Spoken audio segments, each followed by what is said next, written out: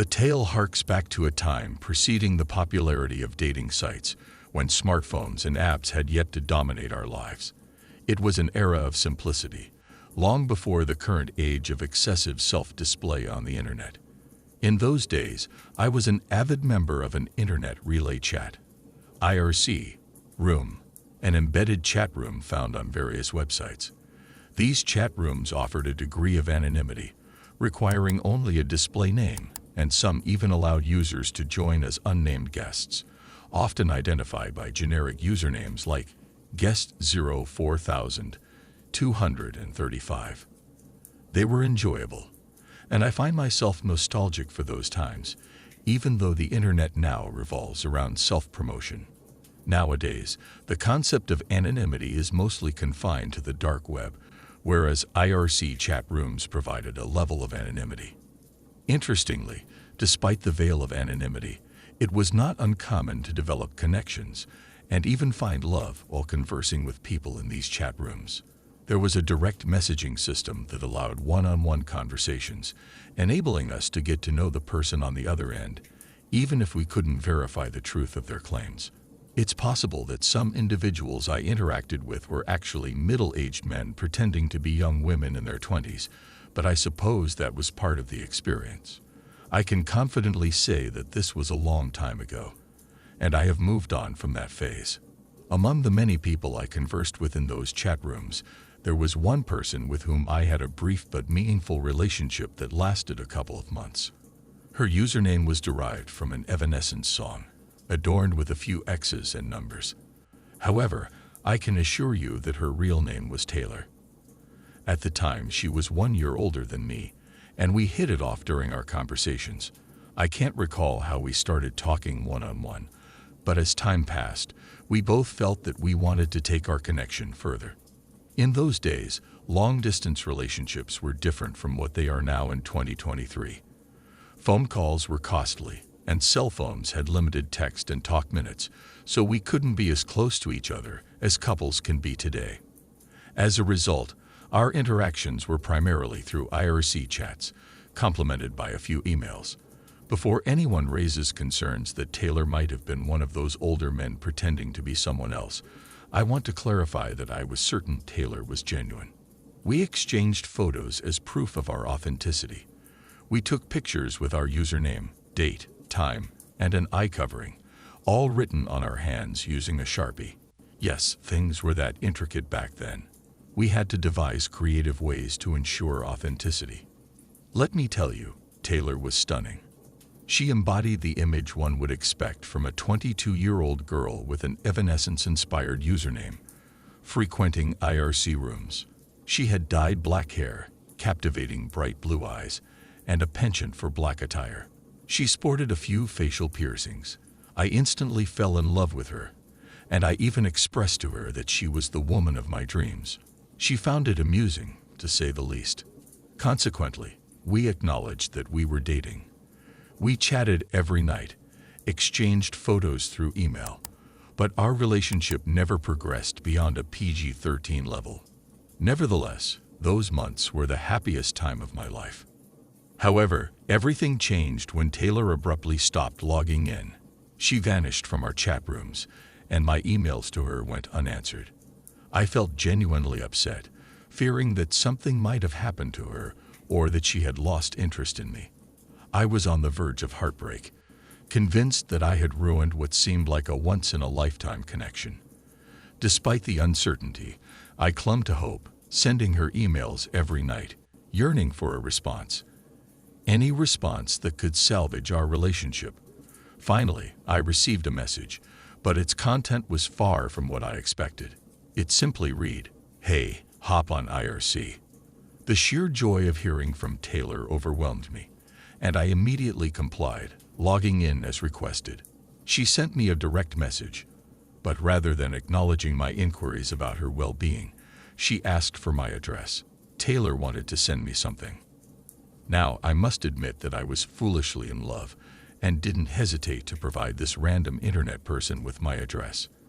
Today, I would be rightfully criticized for such naivety, but back then, The notion of internet strangers not being genuine friends wasn't as prevalent. I responded, sharing my address, envisioning this as a step towards a more serious relationship. Alas, the response I received was not what I anticipated or desired.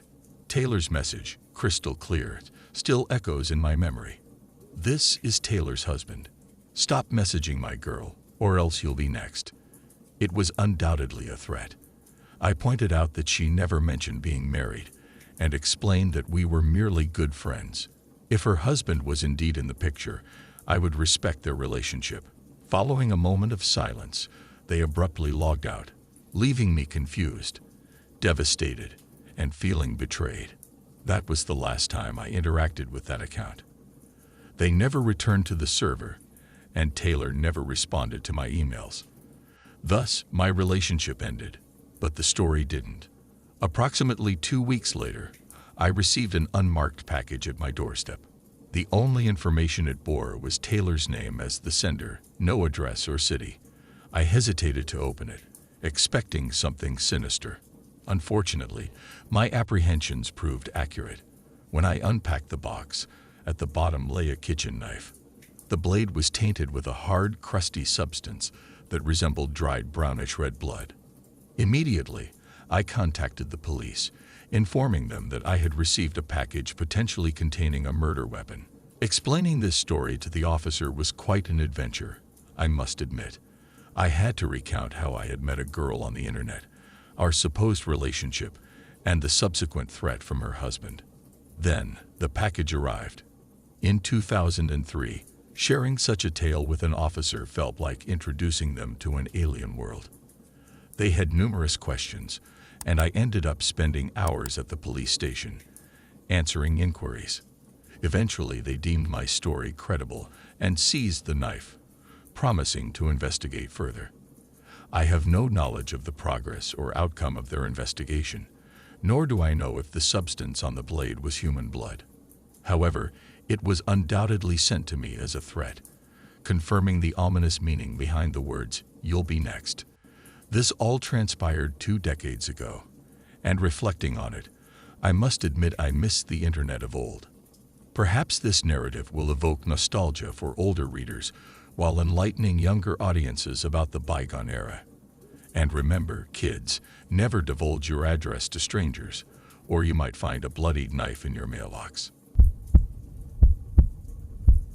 Around 7 years ago, I had an online date who, after I declined a second date, unexpectedly showed up at my workplace. Needless to say, that experience made me extremely hesitant to venture back into the realm of online dating. In fact, since then, I can count on one hand the number of men I've met from online platforms. However, both my sister and best friend have had successful encounters through a dating app connected to Facebook. This particular app makes it easier to filter out fake profiles, and it also suggests potential matches based on mutual friends or shared interests. Over the past month, I've been casually chatting with different guys, but none of them seemed like someone I was ready to take things beyond texting with. Then, I came across this one guy who seemed really nice and safe during our conversations on the app. After nearly 3 weeks of daily texting, I decided to take a leap of faith and agreed to go on a date with him. For the first time ever, I resisted the urge to extensively search his social media profile because I wanted to avoid self-sabotage. I tend to dig too deep and form premature judgments before even meeting the person, which often leads to me deciding there won't be a second date.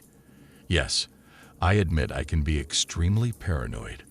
During our first date, he was mostly quiet and somewhat shy, but polite. As someone with a vibrant personality who can dominate conversations, I thought I'd give him a second chance. However, as the week leading up to our second date progressed, I began to feel apprehensive and reminded myself not to sabotage this potential connection. It dawned on me that because I hadn't searched his profile beforehand, I didn't even know his last name. So I mustered the courage to ask him via text, and he appeared hesitant to share it. He questioned why I needed to know, to which I responded jokingly that I usually ask before the first date so I can identify my potential murderer. But now, I simply wanted to know the person I was dating. He took a while to respond, but eventually shared his last name. However, after that, he remained unresponsive for a significant period of time. Sticking to my promise of not social media stalking him, I confided in some of my friends, who started expressing doubts about me seeing him again. On the day of our second date, I arrived at the restaurant, a place of my choice, and found it quite empty, with ample parking spaces right up front. I parked and waited, observing as another car pulled in. To my surprise, he drove past all the available spots, including mine, which he knew because he had walked me to my car after our first date. He parked at the side of the building, walked past my car, and texted me, mentioning that he saw me in the parking lot. It felt a bit awkward, but I chose to overlook it. We ended up having a decent time, spending an hour and a half engaged in conversation until the restaurant closed. During our discussion, we mentioned the general areas of the city we lived in, revealing that we had been residents of those areas our entire lives. We also touched upon the topic of social media, and he claimed not to have any social media accounts. In retrospect, this should have raised a red flag since the app we connected on was based on Facebook. Nevertheless, the conversation was much better than our previous encounter, but I still wasn't sure if I was ready to express my desire for a third date. Consequently, I decided to go home and reflect on it. He walked me to my car, but I couldn't shake off the feeling that he was uncomfortably close behind me. Ignoring my instincts, I turned to give him an awkward hug and bid farewell. I didn't drive away until he had walked away. As I left and hit the road, I noticed there weren't many cars around, as most of the restaurants in the area were closing for the night. As I reached the main road that I needed to turn onto to head in the direction of my home, I realized a car was behind me, also signaling to turn at the same intersection. At that moment, I didn't think much of it and assumed it was merely a coincidence. After all, there were other stores in that direction. I refused to succumb to paranoia and overthinking. When we arrived at the intersection near the stores, he remained in the far lane while I moved into the left-hand lane to make my turn into the shopping center. To my surprise, he abruptly changed lanes, cutting across two others to get behind me. This struck me as odd, but I reasoned that maybe he wasn't familiar with the entrance to the shopping center. Still, it seemed highly coincidental for him to be going this way without acknowledging his presence behind me when we were the only two cars on the road. I pulled into the store, and I noticed he parked in a row before me. Sensing something was off, I decided to loop around and exit back onto the service road. Slowly, I drove back onto the main road, and I saw him get out of his car to scan the parking lot. But it wasn't a casual scan like looking for a better parking spot. It was a prolonged, searching gaze.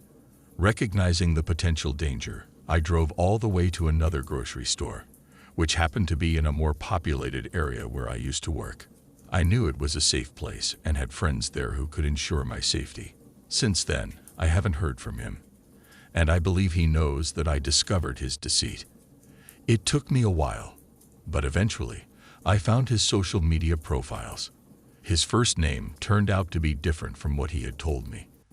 Through a screenshot he sent me of an Instagram page, I identified mutual followers, which raised another red flag. I should have remembered that he clearly had an Instagram account.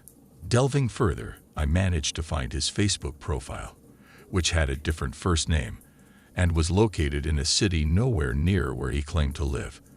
It's definitely time for me to delete my dating profile again. This incident occurred when I was 19 years old. At that time, I was in a relationship with a 19-year-old guy. We had been dating for only a couple of months. My parents had gone on a trip to visit our relatives in the United States. Growing up in Mexico, I decided to secretly invite my boyfriend over to spend the weekend with me while my parents were away. Little did I know what was about to happen.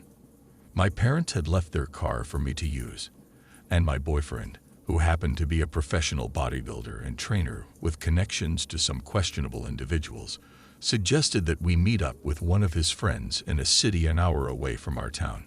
Since I was the one with the car, I agreed to drive him and meet his friend. We met at a sketchy bar in a less than desirable part of the city. Right away, I felt uneasy around this guy. He was overly familiar, too comfortable, and obnoxious to everyone, including myself.